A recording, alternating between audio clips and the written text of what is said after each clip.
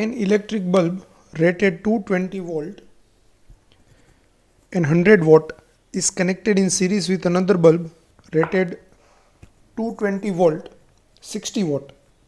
If the voltage across the combination is 220 volt, the power consumed by the 100 watt bulb will be about.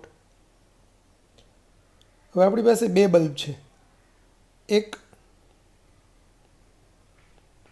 100 વોટનો છે, બીજો 60 વોટનો છે. બંનેનું voltage 220 volt છે, બરાબર. હવે બેયને આપણે સિરીઝ કનેક્શનમાં કનેક્ટ કરીએ છીએ. તો પહેલાં તો બેયના રેઝિસ્ટન્સ આપણે ફાઇન્ડ કરી લઈએ. R1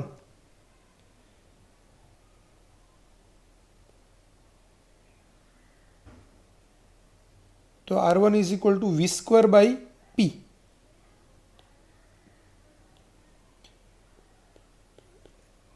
એટલે અહીંયા 220 ઇન્ટુ 220 અપોન પાવર 100 વોટ, એટલે આ 22 ગુણાકારમાં 22 થશે,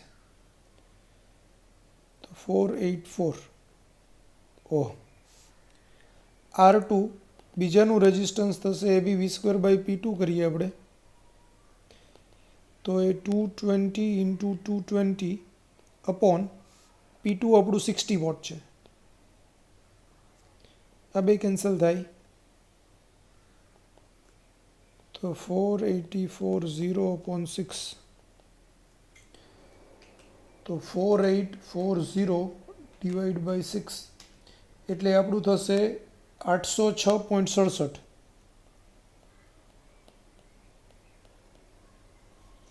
હવે બેના રેઝિસ્ટન્સ આપણને મળી ગયા. હવે બે રેઝિસ્ટન્સને આપણે સિરીઝમાં કનેક્ટ કરીએ અને એને 220 વોલ્ટ સાથે કનેક્ટ કરીએ.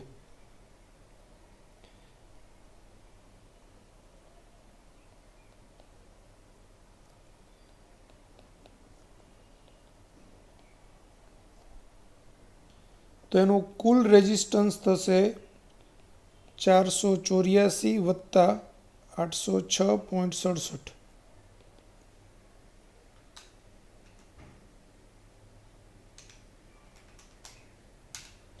તો એ 1290.67 થશે.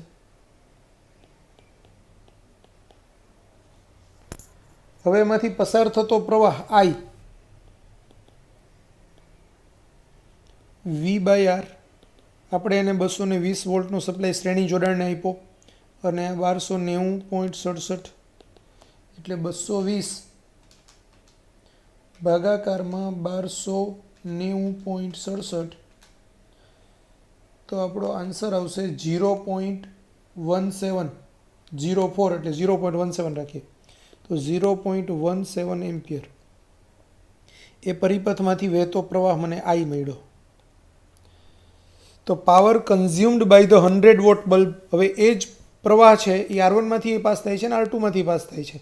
તો 100 વોટનો બલ્બ એટલે 1 નંબરનો બલ્બ, એટલે એનો અવરોધ કેટલો થાય? R1 484. તો પાવર P1 ડેશ એટલે I સ્ક્વેર R1, આઈની વેલ્યુ 0.17 એનો વર્ગ ગુણાકારમાં R1 એટલે 484, તો 0.17 ગુણાકારમાં 0.17 ગુણાકારમાં 484, તો એ આપણો આન્સર થાય 13.9874, 13.9874 એટલે નિયરલી ઇક્વલ ટુ 14 વોટ. તો આપણો આન્સર આવશે બી.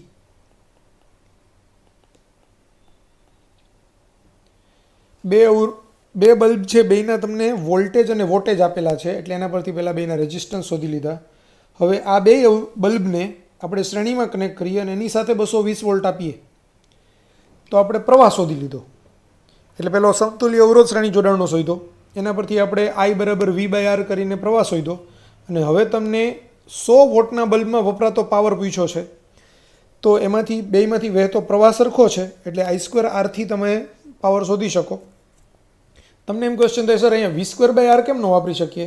V સ્ક્વેર બાય R એટલા માટે ન વાપરી શકાય કારણ કે બે રેઝિસ્ટન્સના છેડે 220 વોલ્ટ નથી, બે શ્રેણી જોડાણમાં છે, એટલે અહીંયા બેના બે છેડા વચ્ચેનો પોટેન્શિયલ ડિફરન્સ V1 + V2 હોય, એટલે અલગ અલગ હોય, બરાબર. એટલે કાં તો તમે R1ના બે છેડા વચ્ચેનો પોટેન્શિયલ ડિફરન્સ શોધો અને પછી V²/R1 કરો તો એ જ જવાબ આવે, તો એ 14 વોટ જ આવે.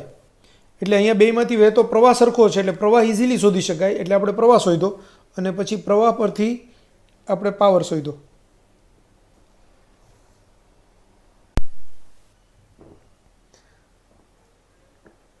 A battery of internal resistance 4 ohm is connected to a network of resistance as shown in the figure.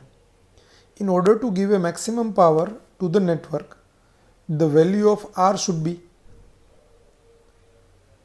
તો આપણે નેટવર્કની અંદર મહત્તમ પાવર મળે એના માટે આરનું મૂલ્ય કેટલું હોવું જોઈએ એવો આપણો ક્વેશ્ચન છે. હવે આ ક્વેશ્ચન ઓલરેડી મેં સમજાવતા રેકોર્ડ કરેલો પણ સમહાવ નથી થયેલો, એટલે લખેલો મારી પાસે રેડી છે, એમાંથી જ હું તમને સમજાવી દઉં છું. ધ્યાન આપજો.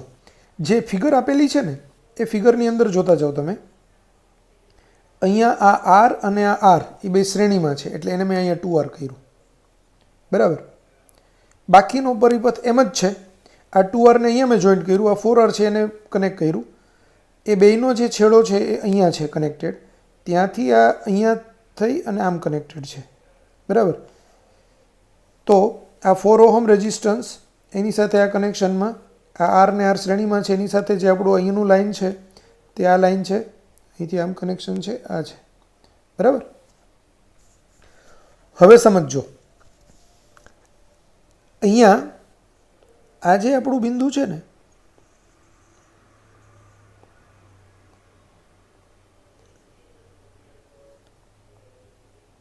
એમાં આ બિંદુ અને અહીંયા આ બિંદુ, એ બંને બિંદુઓ એક જ તારથી જોડાયેલા છે.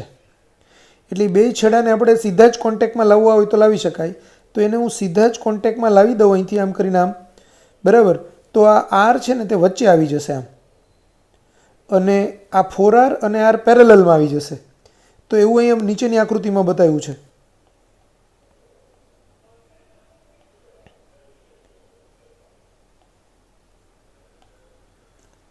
જો આ બે બિંદુમાંથી એક બિંદુએ ભેગા કરી દીધા, આર અને 4R સમાંતરમાં આવી ગયું, અને જે 2R છે તે અહીંયા વચ્ચે લઈ લીધું મેં, બરાબર.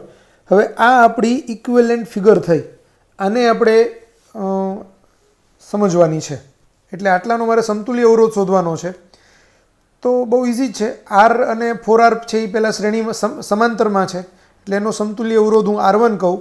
તો આર અને 4R સમાંતરમાં છે, એનો સમતુલ્ય અવરોધ R1 એટલે 4R into 4R upon R plus 4R. તો એના પરથી એ 4R/5 થશે. એ કોનો? આટલા ભાગનો, બરાબર. હવે એની સાથે આ 6R છે એ શ્રેણીમાં છે, બરાબર. એટલે R1 પ્લસ 6R. હવે R1 એટલે 4R/5 વત્તા 6R, 6 × 5 = 30, 30 + 4 = 34, એટલે 34R/5 એ આપણો R2 મળ્યો. હવે R2 અને આ 2R આ બંને સમાંતરમાં છે, એટલે એને આપણે સમતુલ્ય અવરોધને R3 કહીએ. તો R3 બરાબર R2 × 2R upon R2 + 2R. પણ R2ની વેલ્યુ 34R/5 એ મૂકી દઈએ અને સાદુરૂપ આપીએ તો અહીંયા 34R/5 વત્તા 2R છે, એટલે 5 દુ 10, 10 વત્તા 34 એટલે 44R/5 આવશે છેદમાં. એમાં R/5 કેન્સલ કરીએ, બરાબર. 2 અને અહીંયા 44માં ભાગ ચલાવીએ તો 22 વધે, 34/22R. હજુ 2 વડે ભાગ ચલાવીએ તો 17/11R. એટલે આપણને R3નું મૂલ્ય 17/11R આવ્યું. એ R3 શું થયું? આટલાનું સમતુલ્ય અવરોધ R3 થયો, આટલાનો, બરાબર. હવે એની સાથે આ R શ્રેણીમાં છે, બરાબર. એટલે R3 અને R શ્રેણીમાં છે, તો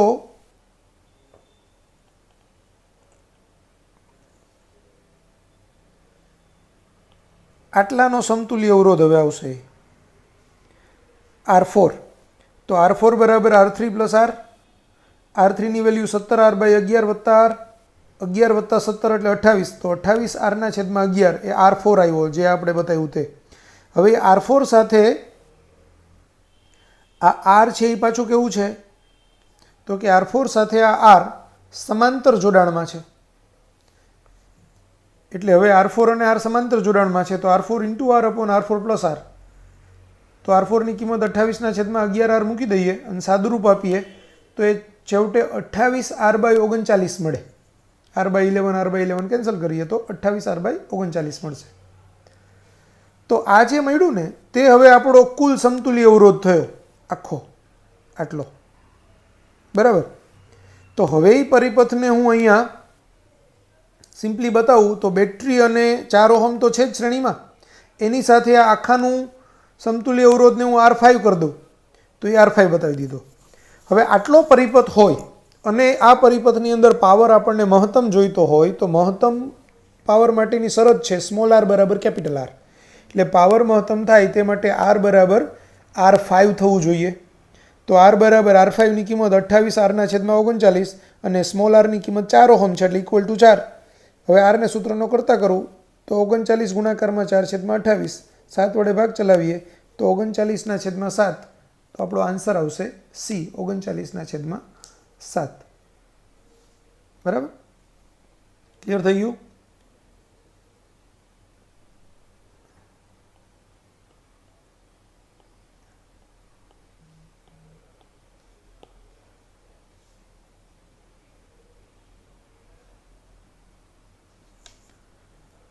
હવે આમાંથી લખી કાઢો, સ્ક્રીનશોટ લઈ લો, લખી કાઢો, પછી આ છેલ્લું પેજ બી લખી કાઢો. Masses of 3 wires of the same material are in the ratio 1:3:5 and their lengths are in the ratio 5:3:1. એટલે તમને દળનો ગુણોત્તર આપ્યો છે M1/M2/M3 બરાબર 1/3/5 અને લંબાઈનો ગુણોત્તર આપ્યો છે L1/L2/L3 બરાબર 5/3/1.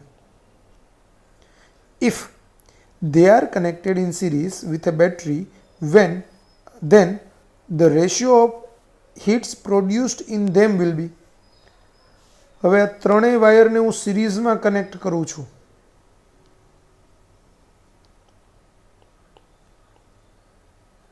તો શું થશે? ત્રણેયમાંથી વહેતો પ્રવાહ સરખો હશે. બરાબર, ત્રણેયમાંથી વહેતો પ્રવાહ સરખો હશે. ત્રણેય માટે હીટ પ્રોડ્યુસ થઈ સરખા સમયની વાત છે, કારણ કે 5 મિનિટમાં ઉત્પન્ન થતી હીટ, તો ટી બધા માટે 5 મિનિટ લેવાનો હોય, એટલે T is same for all. તો H બરાબર I²RT જૂલ એકમમાં. બરાબર, તો જૂલ એકમની અંદર I²RT એટલે H ઇઝ I બધા માટે સરખું છે, ટી બધા માટે સરખું છે, તો H is proportional two R. હવે R બરાબર ρL/A, ઉપર નીચે હું L વડે ગુણી નાખું તો ρL²/V થાય. AL એટલે V કદ, આડછેદ ગુણાકારમાં લંબાઈ એટલે કદ. હવે કદ ઉપરથી દળ આવે, રો એ અવરોધકતા છે એટલે આપણે ઘનતા D બરાબર માસ અપોન વોલ્યુમ, તો એના પરથી વોલ્યુમ V બરાબર માસ અપોન ડેન્સિટી. તો R બરાબર શું થશે? ρL² અપોન માસ અપોન ડેન્સિટી, એટલે ρD L²/M. હવે H is proportional to R is proportional to L²/M. તો H1/H2/H3 બરાબર L1²/M1 જેમ L2²/M2 જેમ L3²/M3. હવે L1 સ્ક્વેર, તો લંબાઈનો રેશિયો 5:3:1 છે, એટલે 5નો વર્ગ છેદમાં m1 એટલે 1. લંબાઈનું બીજું 3, 3નો વર્ગ, તો દળમાં બી બીજું છે એ 3 છે, અને 5:3:1 એટલે લંબાઈનું ત્રીજું છે એ 1 છે, અને દળ માટે ત્રીજું છે એ 5 છે.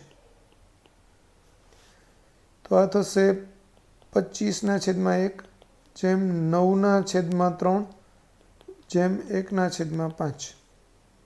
અહીંયા છેદ ઉડાડી દઉં તો આ 3, એટલે આ 25/3/1/5.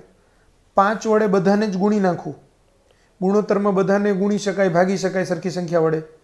તો અહીંયા હું 5 વડે બધાને ગુણું તો 25 ગુણાકારમાં 5 એટલે 125, 3 ગુણાકારમાં 5 એટલે 15, 1/5 ગુણાકારમાં 5 તો 5 5 ઉડી જશે એટલે 1. તો આપણો આન્સર આવશે 125/15/1 એટલે C.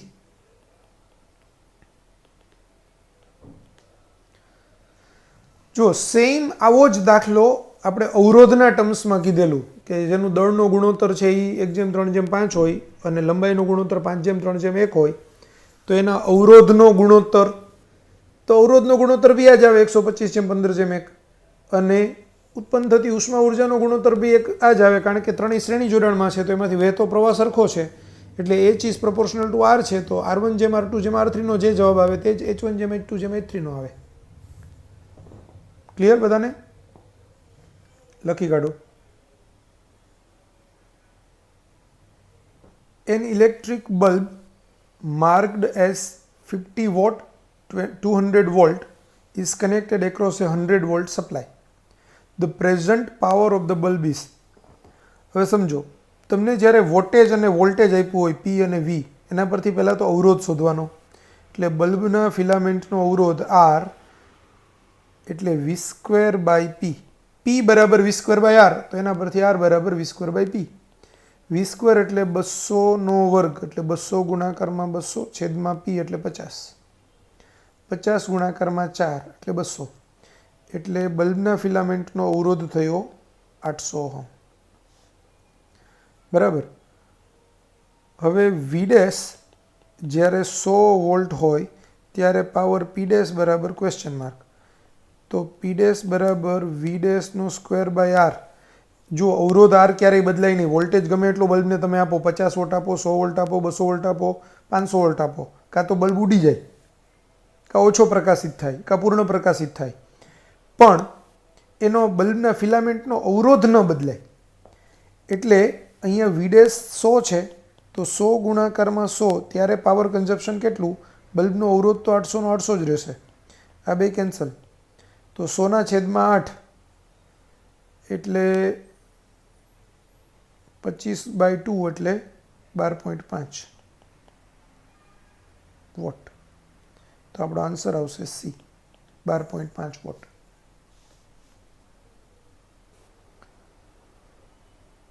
Heat is produced at a rate given by H in a resistor when it is connected across a supply of voltage V.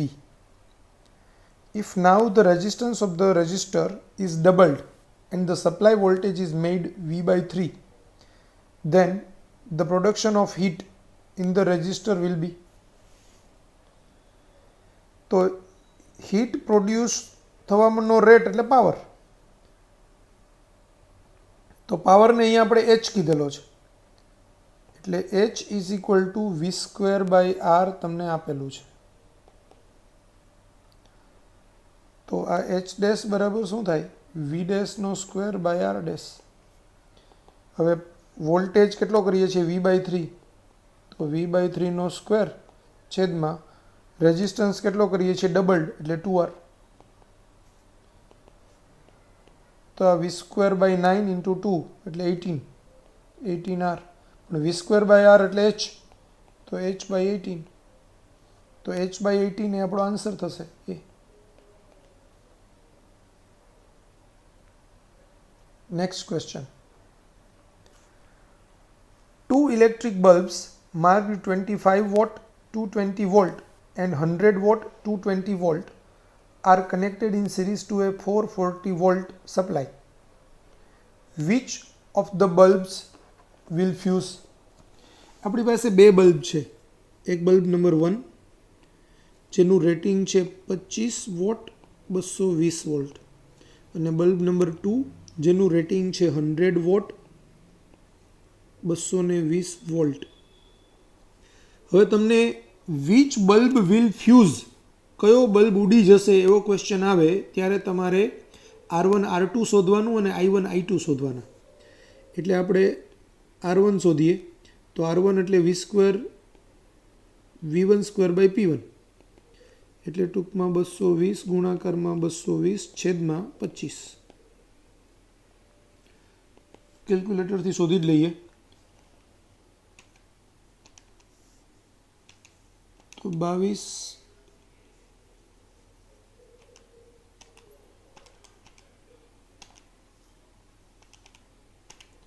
એટલે 1936 ઓહમ.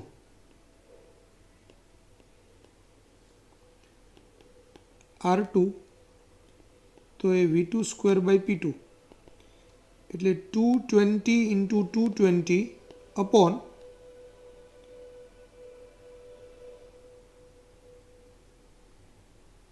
100. આ બે કેન્સલ થશે તો 22 ગુણાકારમાં 22 એટલે 484. હવે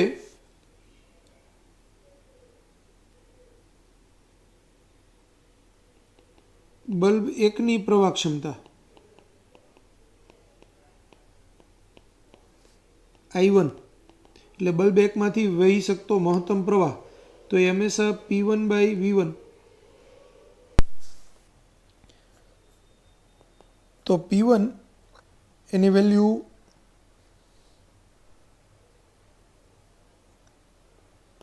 25/220 એટલે 25/220 તો એ આપણો આન્સર આવશે 0.113 એમ્પિયર. બલ્બ બેની પ્રવાહ ક્ષમતા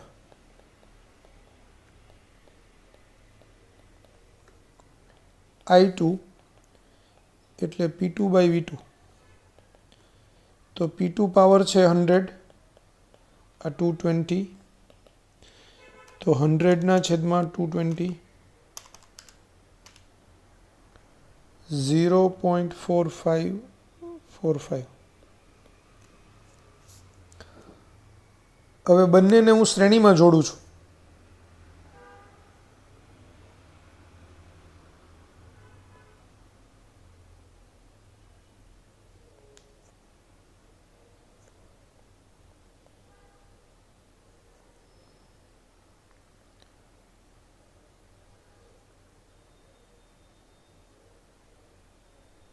અને એને 440 વોલ્ટના સપ્લાય સાથે આનું રેઝિસ્ટન્સ R1 ને R2 બલ્બ 1 ને 2 તો એનો સમતુલ્ય અવરોધ R બરાબર શું થશે? R1 પ્લસ R2 થશે ને. હવે R1 આપણને ખબર છે 1936 R2 484 તો આ બેનો સરવાળો 1936 પ્લસ 484 તો એ 2420. ઓહ, હવે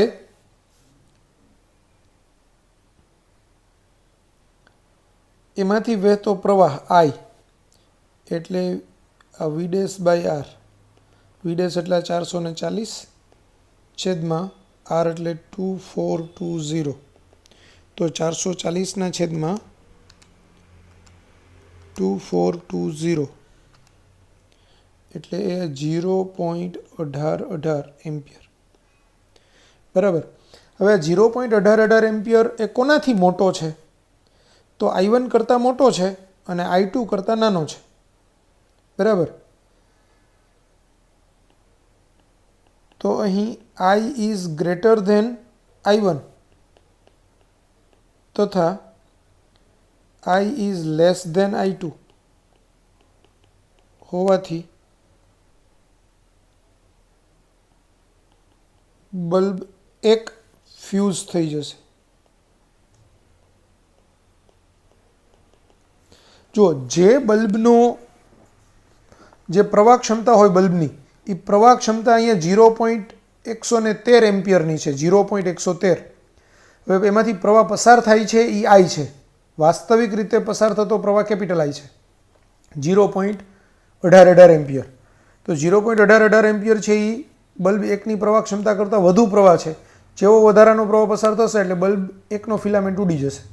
પણ બલ્બ બેમાંથી પસાર થતો પ્રવાહ 0.1818 એમ્પિયર છે, પણ એની પ્રવાહ ક્ષમતા 0.45 એમ્પિયરની છે. તો 0.45 કરતાં 0.1818 ઓછો છે, એટલે એમાંથી કદાચ 0.18 એમ્પિયર પ્રવાહ પસાર થાય તો બલ્બ બેને કંઈ વાંધો આવવાનો નથી, એટલે ઉડશે તો બલ્બ એક જ ઉડશે, એટલે બલ્બ એક ફ્યુઝ થઈ જશે. ક્લિયર થઈ ગયું? તો આપણો આન્સર આવશે બલ્બ એક કયો છે 25 વોટનો, એટલે આપણો આન્સર આવશે બી, 25 વોટનો બલ્બ ફ્યુઝ થઈ જશે.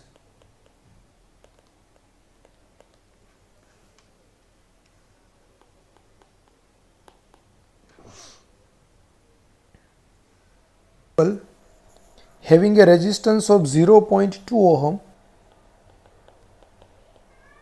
delivers 10 kilowatt at 200 volt DC to a factory. એટલે પાવર છે 10 કિલોવોટ અને વોલ્ટેજ છે 200 volt DC. What is the efficiency of transmission? તો ટ્રાન્સમિશનની એફિશિયન્સી કેટલી? 10 કિલોવોટ એટલે 10 ઇન્ટુ 1000 વોટ, એટલે 10,000 વોટ. તો ટ્રાન્સમિશનની એફિશિયન્સી આપણે શોધવાની છે. હવે સમજો, તમને આઉટપુટ પાવર આપ્યો છે, વોલ્ટેજ આપ્યો છે, એટલે પ્રવાહ મળી જાય કે નહીં? આઈ બરાબર પી અપોન વી, પી બરાબર વી આઈ, તો આઈ બરાબર પી બાય વી. પીની વેલ્યુ 10,000, વીની વેલ્યુ 200, એટલે આ બે 0 કેન્સલ, 100/2 એટલે 50 એમ્પિયર. તો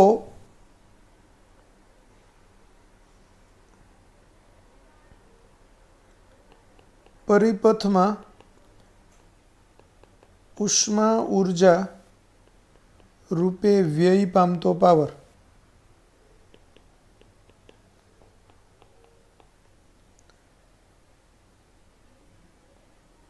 pH, power in the form of heat, PH કહીએ આપણે. તો પીએચ એટલે I square R, I square R એટલે 50/2 ઇન્ટુ 0.2, એટલે 2500 ઇન્ટુ 0.2, એટલે 500 વોટ થાય. બરાબર. હવે આ 500 વોટ તો ઉષ્મા ઉર્જા રૂપે વ્યય પામતો પાવર છે. તમને 10 કિલોવોટ આપ્યો છે ને, એ ડિલિવરી પામતો પાવર છે, એટલે આઉટપુટ પાવર છે. તો હું એમ કહું કે ભાઈ 10,000 વોટ, 10,000 વોટ છે, 10 કિલોવોટ એટલે 10,000 વોટ, એ આઉટપુટમાં પાવર મળે છે. ઇનપુટમાં આવે છે એ પાવર કંઈક જુદો છે, અને ઇનપુટમાંથી જે પાવર આવે ને એમાંથી 500 વોટનો પાવર વ્યય પામે છે, પછી 10,000 વધે છે. તો ઇનપુટમાં આવ્યો કેટલો હોય? 10,500.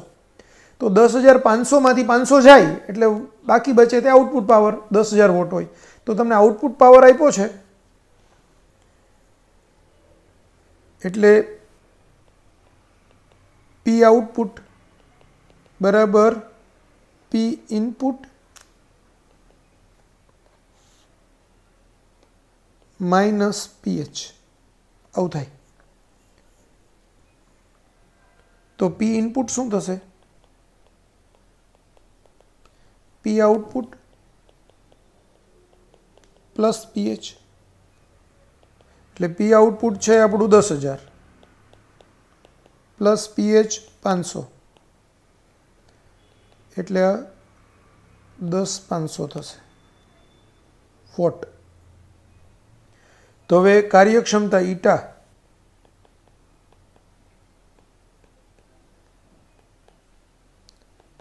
એટલે પી આઉટપુટ અપોન પી ઇનપુટ. હવે પી આઉટપુટ 10,000, પી ઇનપુટ 10,500, તો 10,000 છેદમાં 10,500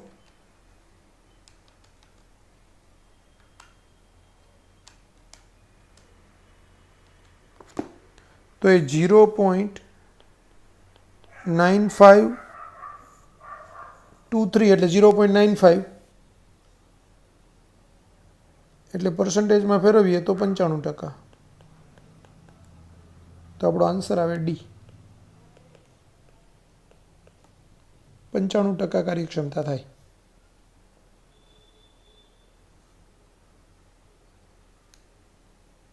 પી અને વી આપ્યો છે, એના પરથી આઈ શોધવાનું. I²R એટલે ઉષ્મા ઉર્જા રૂપી વ્યય પામતો પાવર.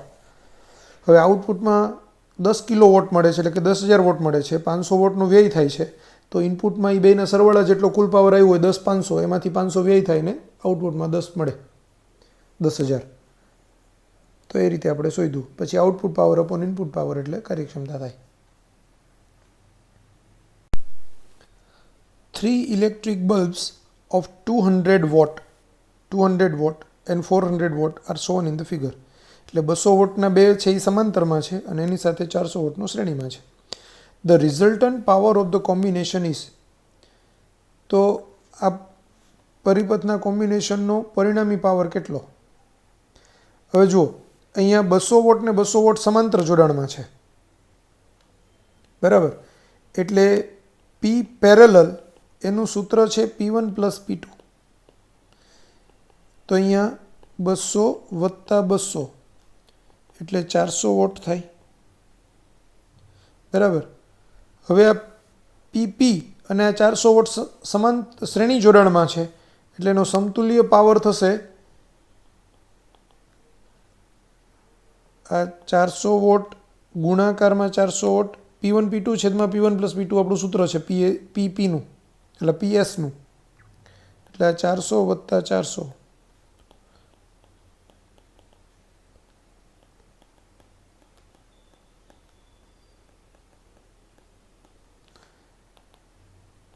તો આ 400 ગુણાકારમાં 400 છેદમાં 800 2 એટલે 400 છેદમાં 2 એટલે 200 વોટ. તો આપણો આન્સર છે સી, 200 વોટ. અહીંયા આપણા 200 ક્વેશ્ચન પૂરા થઈ ગયા, એટલે આપણું ચેપ્ટર અહીંયા પૂરું થાય છે. તમારે બધાએ હોમવર્કમાં આના નીટમાં ને AIPMTમાં પૂછાયેલા ક્વેશ્ચન્સ બધાએ કમ્પલસરી કરવાના છે પાછળના, ને એમાં ડાઉટ્સ હોય તો પછી મને તમે કહેજો, તો એ હું સોલ્વ કરાવી દઈશ એ ક્વેશ્ચન્સ. ક્લિયર? હવે આપણે નેક્સ્ટ ચેપ્ટર ચાલુ કરશું આના પછીનું, ચોથું, વિદ્યુત પ્રવાહની ચુંબકીય અસરો. બરાબર?